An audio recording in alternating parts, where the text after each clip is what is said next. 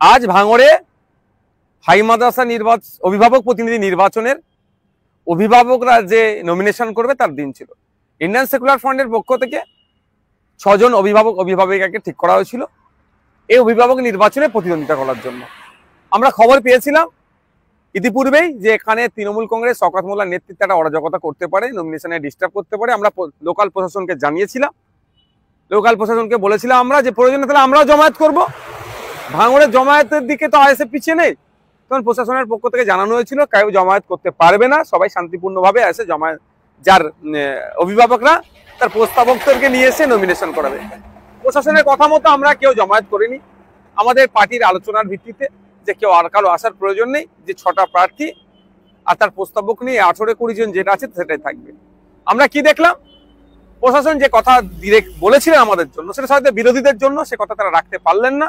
তৃণমূল কংগ্রেস বেশ কিছু জায়গায় জমায়েত করেছিল, বাইরে থেকে লোক নিয়ে এসছে, ক্যানিং পূর্ব থেকে জীবনতলা থেকেও লোক নিয়ে এসেছিল, শওকত মোল্লা সাহেব নিয়ে এসে এখানে উত্তপ্ত করার চেষ্টা করছিল সকাল থেকে। আমাদের যখন যারা অভিভাবকরা তাদের আপনার প্রার্থী প্রস্তাবকদেরকে নিয়ে থানার ওখানে পৌঁছাই, একটা পয়েন্ট করা ছিল, ওখান থেকে আমরা একসাথে গিয়ে আমাদের মাদ্রাসায় গিয়ে নমিনেশন দেবে। আমরা ভিডিও দেখতে পেলাম, আমাদের কাছে ফুটেজও আছে।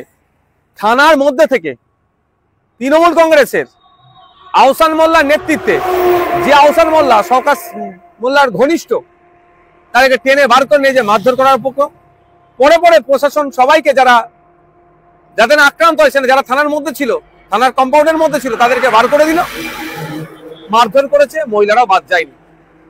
প্রশাসন বললেন যে কাউকে জামায়াত করতে দেব না, নিশ্চিন্তে থাকো। প্রশাসনের কথায় আমরা কোনো জামায়াত করলাম না, উল্টে আমাদের কর্মীরা, আমাদের অভিভাবকরা আক্রান্ত হলো।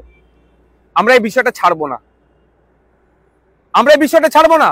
থানার ওখানে হচ্ছে, থানার কম্পাউন্ডের মধ্যে যে থানার সামনে হচ্ছে, থানার সিসিটিভি আছে, সেই সমস্ত নিয়ে এটার শেষ দেখে আমরা ছাড়বো, 1 নম্বর কথা। 2 নম্বর কথা হচ্ছে, শওকত সাহেব গণতন্ত্রের কথা বলে, শওকত সাহেব বাংলার কথা বলে, অনেক গল্প শোনায়, বিনা একটা সামান্য মাদ্রাসা নির্বাচন।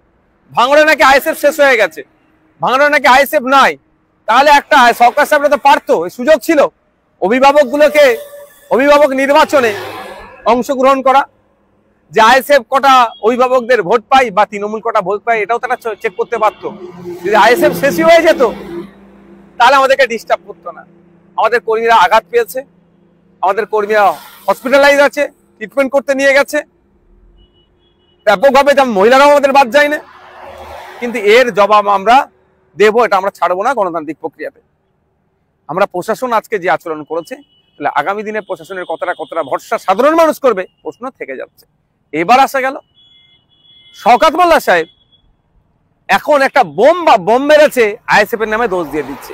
আমরা ভুলে যাচ্ছি না, 1 মাস অতিবাহিত হয়নি, রাজ্জাক খাকে যখন খুন করেছিল, সে স্পটে দাঁড়িয়ে শওকত সাহেবকে বলেছিল আইএসএফ এর কাজ, নওশাদ সিদ্দিকীদের কাজ। আর গ্রেফতার কে হলো? শওকত ঘনিষ্ঠ মুফাজ্জল থেকে শুরু করে তৃণমূলের একাধিক নেতারা গ্রেফতার হলো। এক্ষেত্রেও পুলিশ যদি সঠিক তদন্ত করে কারা বোমাবাজি করেছে, কারা ভাঙড়কে উত্তপ্ত করার চেষ্টা করছে, তাহলে দেখা যাবে শওকত সাহেবের ঘনিষ্ঠ লোক অ্যারেস্ট হচ্ছে, গ্রেফতার হচ্ছে বোমাবাজির কারণে। শওকত সাহেব দ্বারা যখন গণতন্ত্র আক্রান্ত বিপন্ন, সেই সময় শওকত সাহেব দেখছেন একটা বোমাবাজি করিয়ে দিয়ে আইএসএফ এর নামে দোষটা চাপিয়ে দেবো। বাংলার মানুষও বুঝতে পারছে, ভাঙড়ের মানুষও বুঝতে পারছে ভাঙড়ে কে অশান্তি করছে এবং নটোরিয়াস ক্রিমিনাল সার্টিফিকেট কার আছে আর কে বোমবাদী, এই সার্টিফিকেট মমতা ব্যানার্জি দিয়েছে। তবে এই নোংরামি, এই অরাজকতা, এই অগণতান্ত্রিক পরিবেশ বেশি দিন আর নয়। এটা শুধু ভাঙড় থেকে নয়, বাংলা থেকে আমরা নির্মূল করব।